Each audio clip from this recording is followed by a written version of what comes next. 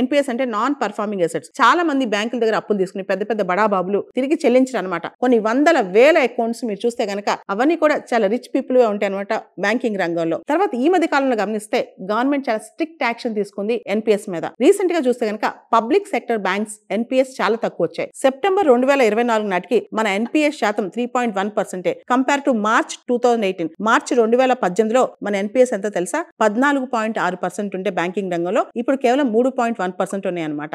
Government చాలా efforts తీసుకొచ్చింది, ముఖ్యంగా recognising the NPAs, resolution and recovery, recapitalisation, reforms in banking structure and financial systems.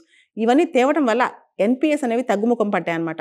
అదేవిధంగా లోన్లు ఇచ్చేటప్పుడు ఏదైతే బ్యాంక్స్ లోన్స్ ఇస్తాయో ఫేజ్ బై ఫేజ్ అప్రైజల్ చేయటము, అదేవిధంగా ఎవరైతే ఆఫీసర్స్ ఇన్వాల్వ్ అయి ఉంటారో వాళ్ళని బాధ్యత చేయటం వల్ల చాలా వరకు ఎన్పిఎస్ తగ్గుతూ వచ్చాయన్నమాట.